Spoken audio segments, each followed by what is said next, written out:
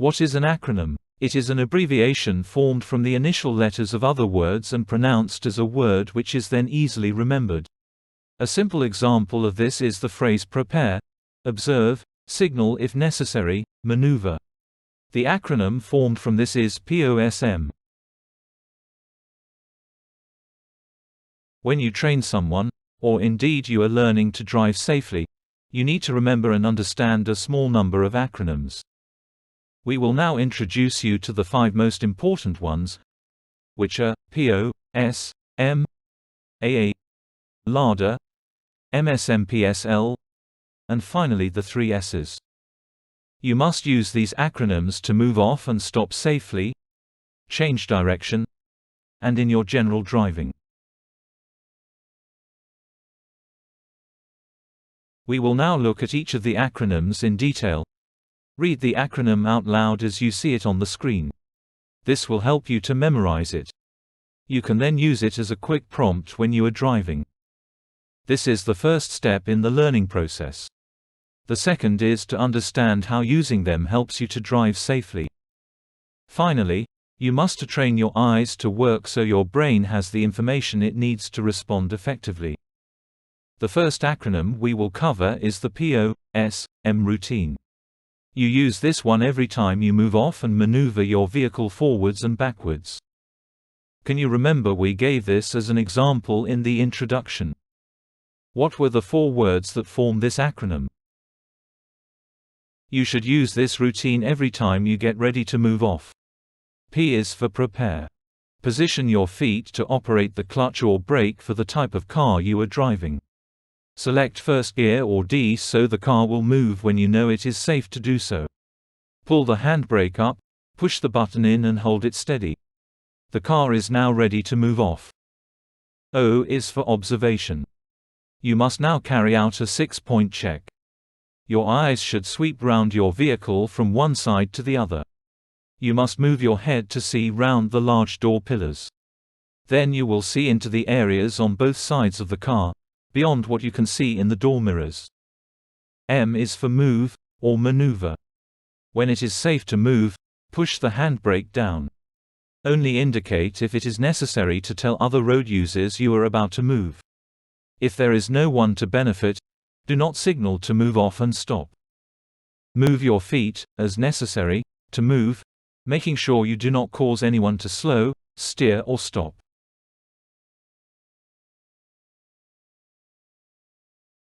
Awareness and anticipation is the single most important acronym while you are driving. To be able to use this routine you must understand what are static, potential and developing hazards. What is a static hazard? The clue is in the first word, as they are always in the same place. Such as roundabouts, pedestrian crossings, junctions, crossroads, intersections and parked vehicles. What is a potential hazard? Quite simply people. They walk, ride bikes and drive, and are often unaware of what is happening around them. People and animals are unpredictable due to a lack of knowledge and little or no road sense. What is a developing hazard? Again, people and animals. Only now they are close and will try to get in your way. Put simply, static and potential hazards may cause you to change speed and/or direction. Developing hazards will cause you to change speed and/or direction. We use the term change speed because you may be able to increase it to avoid a hazard. However, you must not exceed the speed limit under any circumstances. Most drivers fail to use this routine effectively for one simple reason. They are too close to the vehicle in front. If you drive 2 car lengths behind another car, you will not be able to use your eyes effectively. You will not read the road well ahead and you will only react to what the car in front does. Insurance companies tell us that 95% of collisions happen due to human error. As such, only 5% of collisions are regarded as accidents. When you drive, imagine your brakes have failed and you have to get home safely. You can eliminate unnecessary braking by using your eyes and the gas pedal to slow down.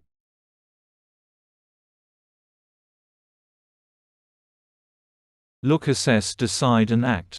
This is an acronym that very few drivers know. New drivers are rarely taught how to use LADA simply because their instructors do not know about it.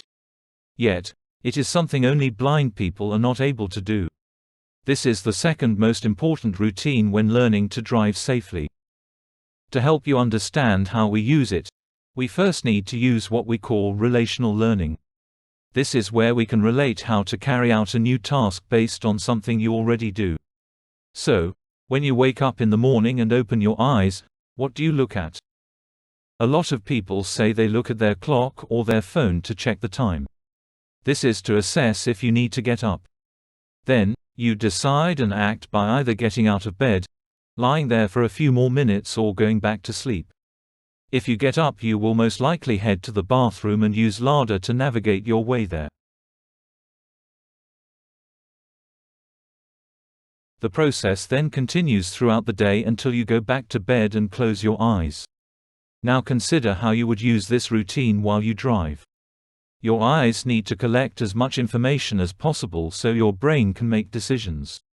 Now imagine you are driving early in the morning and you are alone on the road. What will you decide to do with your speed?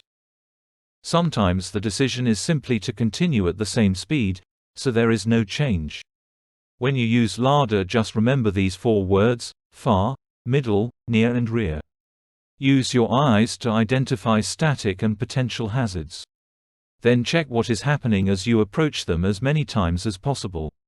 You will then find the decision making is very easy because you may have seen the hazard perhaps 10 times.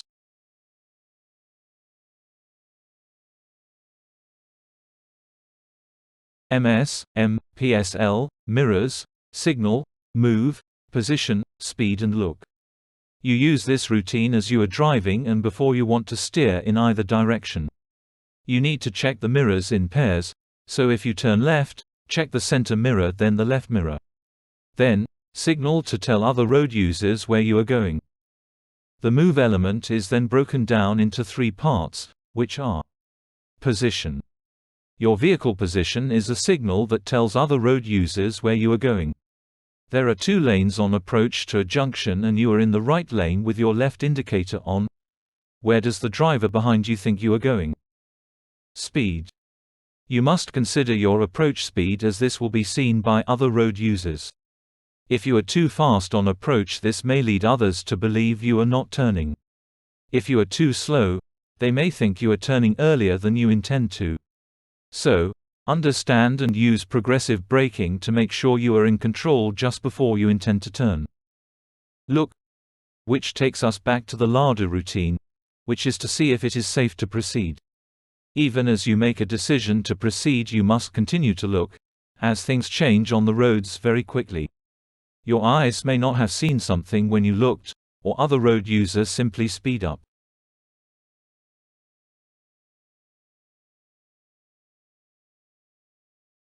SSS, slow, steer, stop. When you drive on the public roads, you must drive according to the law. To do this, you must be aware of who has priority, what is an appropriate speed and what is the correct position. You should not be seen to get in the way of other road users, even if they are breaking the law. Causing others to slow does not just mean making them brake. When you ease off the gas, you use engine braking to slow down. So, when you emerge onto a major road, make sure there is the time and space to accelerate quickly. Once you decide to go, check behind as this informs you as to how much gas to use.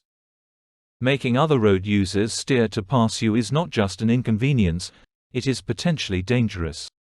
Think about how you use the MS, M, PSL routine to change direction. It takes time. If you cause another road user to steer suddenly, they will not be able to do it safely. You should now remember and understand how to use the 5 most important acronyms. Briefly again, they are PO, S, M, AA, LADA, MS, M, PSL, and SSS, all of which you will use continuously in your general driving.